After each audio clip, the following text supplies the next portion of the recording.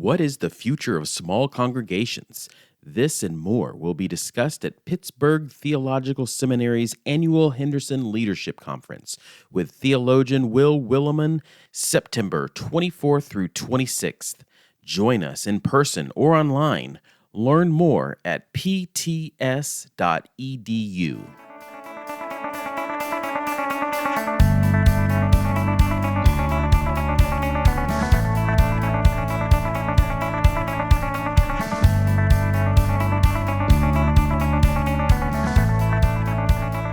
In the middle of the summer, seemingly out of nowhere, there was suddenly a new social media network, Threads, the Twitter competitor from Instagram.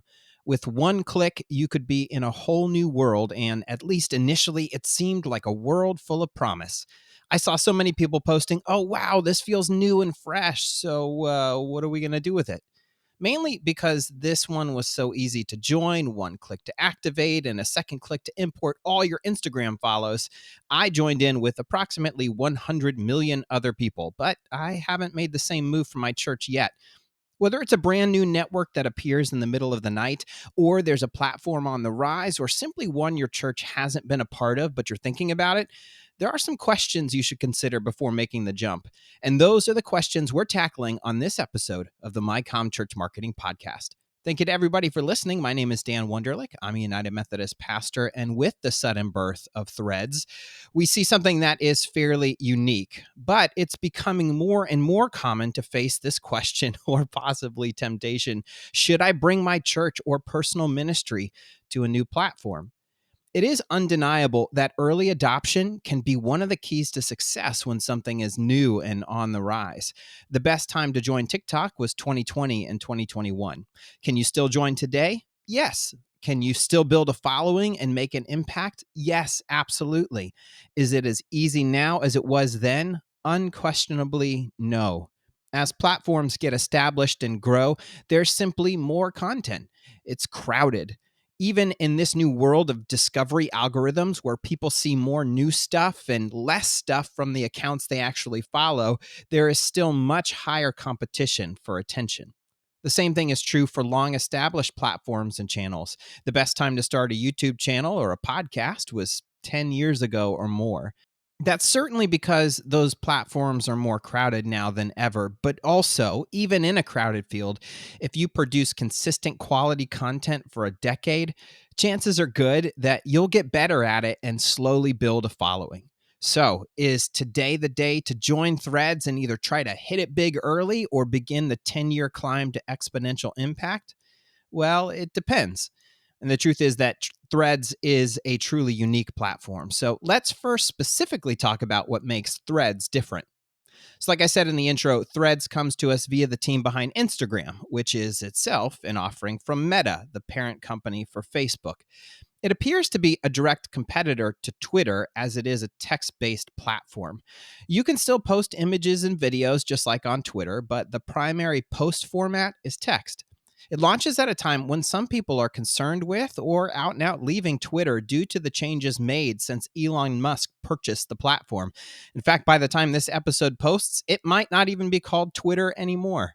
I'm also seeing a fair number of folks for whom this is their first text-based platform. They maybe never joined Twitter and have been primarily active on platforms like Instagram and TikTok and YouTube, and now they're trying out this new format.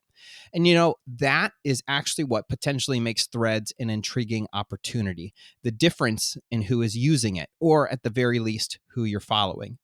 Every social network has its own vibe, its own community, its own culture. That is in part shaped by how it's built, how it functions, and specifically what the algorithm is programmed to amplify. For example, Twitter positions itself as the digital town square, but in practice, that largely means a mixture of self-promotion and, frankly, arguments. The algorithm can be tuned to turn up or turn down combative posts, and Twitter seems to have chosen to turn them up because it drives engagement. Now, Threads claims it will be doing the opposite. But of course, at the end of the day, the content is created and shared by the people who use the platform. So if everyone from Twitter just jumps over and starts having the exact same conversations, all that's happened is we've transferred our attention and our personal data and the profit potential tied to our attention and data from Elon Musk to Mark Zuckerberg. Not really a great motivator, right?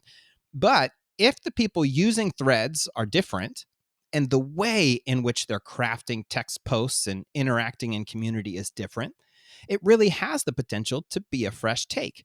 And because Instagram tends to be more positive, though it's certainly not perfect or healthy in all respects, but if the positive vibe transfers over to Threads, then you may find yourself able to reach new and different people. The other unique variable that allowed Threads to reach 100 million active users in a record 5 days is that you could import your follows with a single click. Threads positions itself as a new social network, but it's essentially an optional new feature that has its own separate app. You can continue to use Instagram without creating a Threads account, and you won't see all those text posts, but you can't create a standalone Threads account. Something similar has happened in the past, like when Instagram launched IGTV as a standalone video app. Anyone remember that? It later folded these videos into the main Instagram app. Now, will that happen with Threads?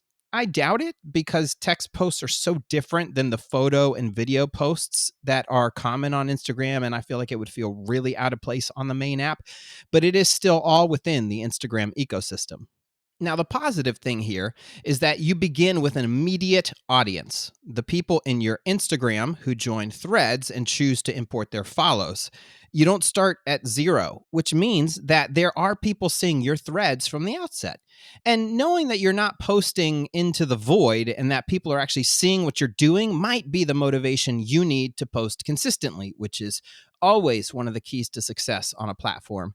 It's not the only key to success, but no matter how good your posts are, without consistency, it's extremely difficult to build an engaged following. Now, you may notice that this entire segment of the podcast has been filled with words like might and could and potentially. That is because number one, Threads is still relatively new, but also because Threads has already seen a massive drop in daily active users. 100 million accounts created, but the daily active users have cratered to 13 million per day recently around the time of this recording. That sounds like a lot, but the platform it's competing with, Twitter, has 200 million daily active users, and it's one of the smaller of the main social media networks. Now, to some, it feels like Threads was rushed to launch, trying to capitalize on the discontent with Twitter, specifically at a moment when Twitter was actively malfunctioning. Instagram and Meta promised that more features are coming, including some that probably should have been a part of the initial release. And that could make it more user-friendly and bring people back. But once the initial excitement wears off, and especially if it starts to feel dead, it may just end up fizzling out. And that's the gamble with joining any new platform or social media network. There are many points of failure. The app could look promising and never ultimately take off, which may happen to Threads. The app could take off, but then core features get ripped off by a bigger platform. Think the addition of stories to Facebook, Instagram, and even YouTube, which limited Snapchat and kept it from going beyond essentially being a group messaging app. The app could survive and other platforms could still be ripping them off. We see that with TikTok. It survived the amplification of vertical videos within Facebook, Instagram, and YouTube. But who knows what will happen if and when TikTok gets banned in certain countries due to geopolitics. There are so many things that are just outside of the use of the creators and the users. And then, of course, there is the potential that the app or network ends up thriving, but you struggle to make an impact because either your content isn't a good fit for the app culture or the people you're trying to reach simply aren't there. So, setting aside the unique variables with Threads or any other individual platform, what are the general questions we should ask ourselves and steps we should take when a new app or social network pops up on our radar? And now let's take a brief pause to hear a word from our sponsor. Are you looking for practical content to help you with your church's communications and marketing? Do you want to stay up to date on the latest resources from across the United Methodist Church? Then you need to subscribe to The Source. The Source is a bi-weekly newsletter featuring the most practical content for church leaders, both clergy and laity. You'll find articles, videos, podcasts, and more, all tailored to United Methodists. The best part is that The Source is published on a church leader's schedule, so you can find the resources you need when you need them, whether you're planning weekly worship, Bible study, liturgical seasons, or other events. You'll also find resources from across the UMC, including discipleship ministries, global ministries, and United Women in Faith. So whether you're looking for tips on how to create a better worship experience or resources to help you reach your community, The Source has something for you. Visit resourceumc.org/The Source and sign up for free. And now, back to our program. First and foremost, if you can see yourself using it at any point down the road, it never hurts to grab your username. That's usually free. And really, the only thing you need to think through is what sort of data access the app asks for and if you're comfortable with it. For example, Threads asks for an incredible amount of access to your data, some of which makes no sense considering what the app is used for. So it is possible that Threads is just a massive exercise in data harvesting. They've succeeded with 100 million plus people so far. But the reality is, as a regular Facebook and Instagram user myself, Meta already has all of that data and likely more on me. So while it feels icky, it didn't feel like a huge sacrifice. On the other hand is a platform like TikTok. The US operations are technically run by an American company, but the ultimate parent company is not US based, and that has led some people to have privacy concerns. But let's say you are okay, even grudgingly so, with the data access. It's a good idea to secure your username, especially if you or your church have a common name. The more consistent your usernames and handles are across platforms, the easier it is for folks to find you. So grab that username, get a profile image up, fill out the profile with your bio, especially highlighting links to places where you'll be more active, and then go ahead and get a few posts up. You know, an empty profile is a placeholder, but it's a depressing one, right? If someone happens to find you, wouldn't you rather them find 2 to 3 solid posts? Go ahead and grab or recreate what worked best on your other accounts and other platforms, adjusting it to the format and the culture of the new app, at least as much as you can figure out at the moment. And then, if possible, add to the post or caption an invitation to follow you on other platforms. Okay, so question 1, why do I want to join this new platform or different platform? This first question is vital and most likely to eliminate many temptations. I mean, opportunities. Ask yourself, why do I want to join this new or different platform? Then, once you've given yourself the automatic response of, because I'm innovative and like to be on the cutting edge and will go wherever is necessary to reach people for Christ, tell yourself that, take a deep breath, and then ask yourself if that's really true. Now, for some of us, it actually is, but for many of us, it likely isn't, at least not fully. The much more accurate reasons for wanting to join a new platform are 1, we're bored, or 2, we're not making the impact we want to see in the places we're already active. Now, look, if you're bored, that is not ideal. We all want to do interesting, challenging, fulfilling work, and it is possible to work yourself into a rhythm or pattern that is none of those things anymore. But, and this is tied to the other reason, look at the impact you're making, because that is ultimately what matters. We're hopefully in church communications to help people take their next faithful step in coming to know, love, and trust Jesus more, or whatever your church mission statement is.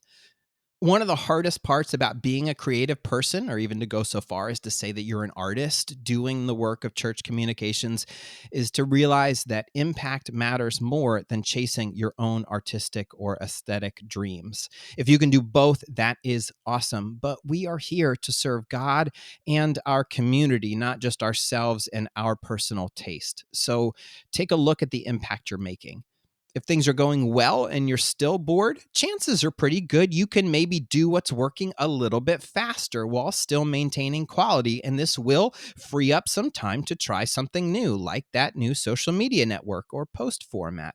But let's say you're not actually hitting your goals. Your posts are not getting engagement. Things are not resonating.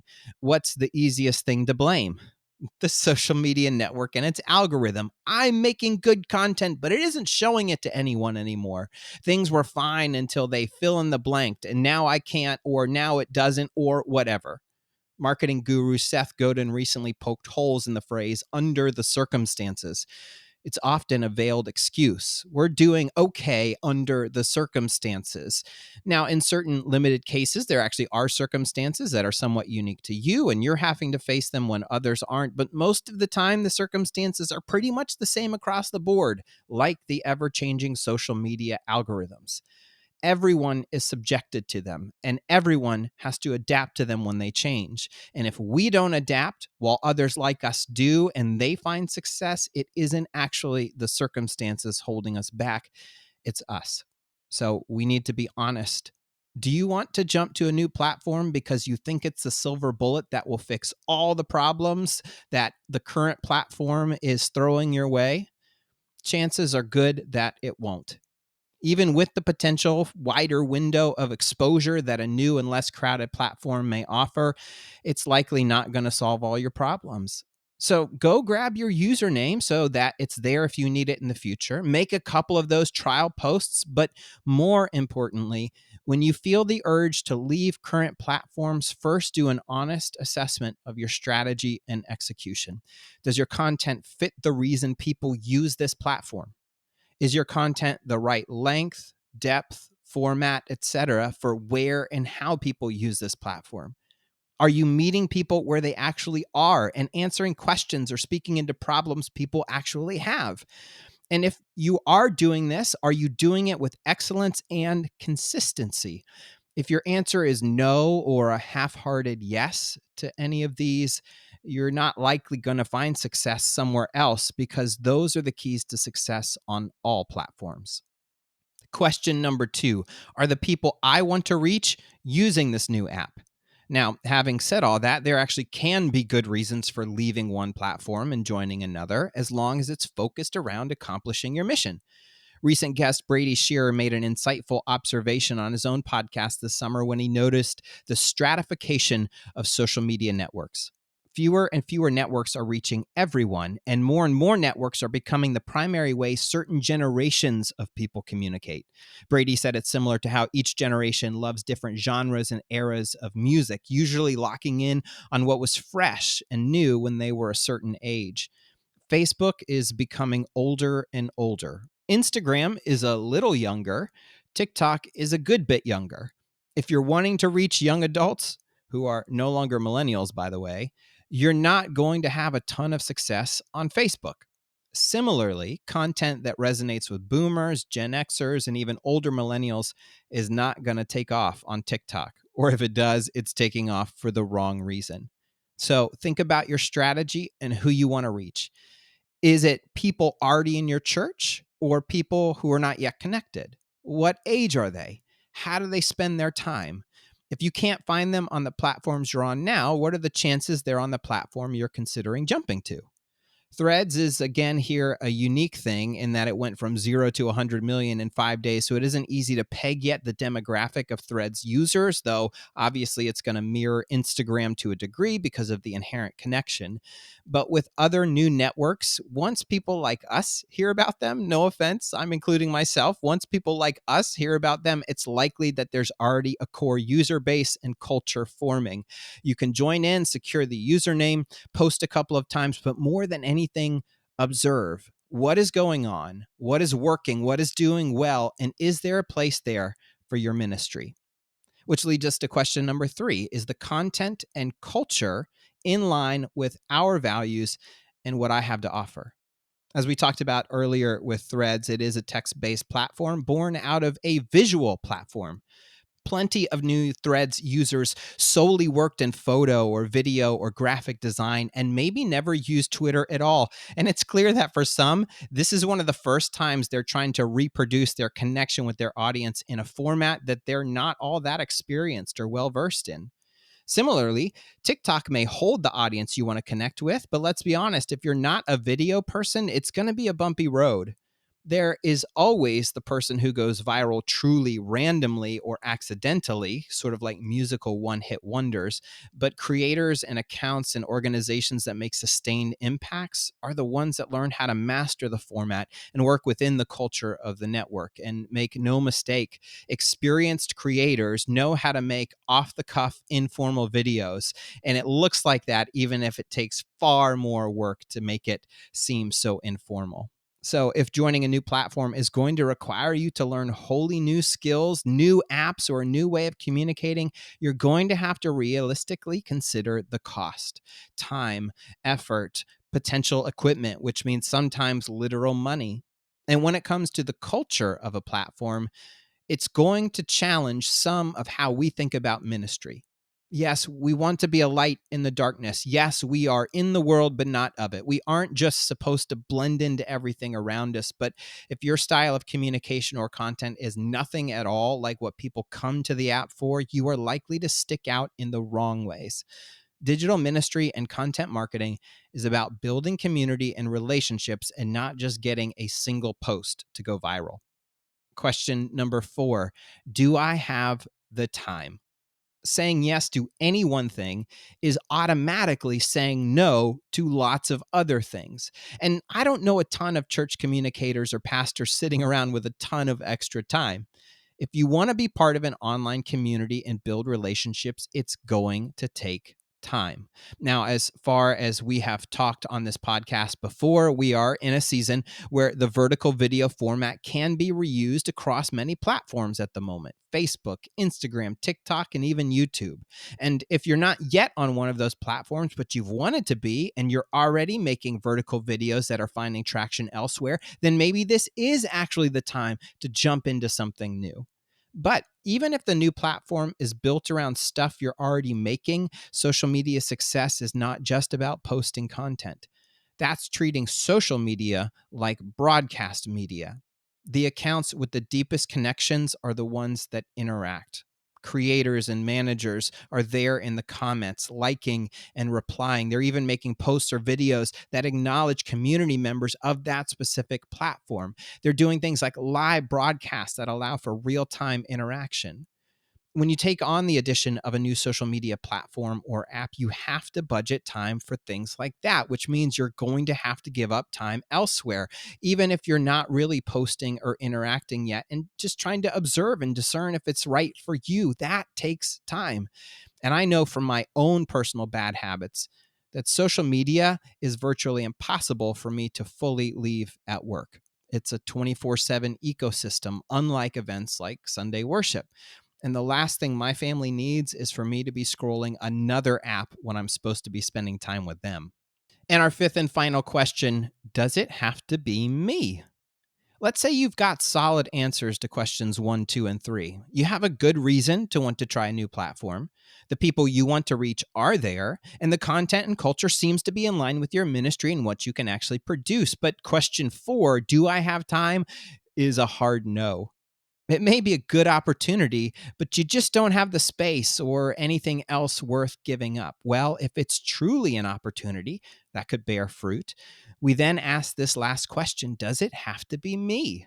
Do I have to be the one running the ministry account on this new platform? Or are there people in my church who, with some training, with some guidelines, with access to resources and assets and design things like logos and colors and fonts, could they work to establish a presence there? Particularly if they look and sound more like the people you want to reach than you do. We have at least 2 youth at my church who have their own YouTube channels. One is a gaming live streamer and the other does cosplay. Now, neither of those are formats we're looking to launch as our church, but these students know how to shoot and edit video, how to broadcast live video with multiple inputs, and how to design effective thumbnails. They both have creative voices that are vastly different than my own, but does that mean they can't help shape our voice in the right context? There are likely people in your church who want to serve or volunteer, but only see opportunities that require visible, in-person interaction, things like greeting, ushering, participating in worship, and more. But they may be more behind-the-scenes type of folks. Maybe they like connecting and building community or teaching and entertaining, but they're far more comfortable doing it through a keyboard or a lens or a screen. You might find burgeoning graphic designers and video editors and writers, people with a natural affinity or talent, or people with actual training who just never knew this was an option to serve the church and felt like they knew the tech or creative side of things and maybe not the church and theology side of things. You see, this could actually also be an opportunity for mentoring and discipleship, equipping and empowering them to plant the seeds of faith and discipleship in others. And now, listeners, we want to hear from you. Have you joined Threads or any other new or new to you platforms or apps recently? And if so, how's it going? How do you strategically discern when a new ministry or marketing opportunity is worth trying out? Email us at podcast@umcom.org, and we just might share your thoughts or stories on a future episode. And you can, of course, use that email, podcast@umcom.org, to send us any feedback or topic suggestions you have for the show. We always love hearing from you. And as always, the easiest way to support the show and help other church communicators like yourself find it is by sharing this episode with your friends and colleagues and by leaving a review on Apple Podcasts, Google Podcasts, Spotify, or whatever service you're listening to right now. And did you know that United Methodist Communications has celebrated over 80 years of ministry? Your support ensures that the latest denominational news, dynamic stories, and informative articles will continue to connect our global community. Make a tax-deductible donation today at resourceumc.org/giveumcom. Thanks again for listening to the MyCom Church Marketing Podcast. What is the future of small congregations, the fastest growing segment of North American Christianity? This and more will be discussed at Pittsburgh Theological Seminary's annual Henderson Leadership Conference with theologian Will Willimon, September 24th through 26th. Join us for lectures, workshops, worship, and conversations that will inspire your leadership and receive practical, usable wisdom for leading your congregation into the future. Attend in person or online. Learn more at pts.edu.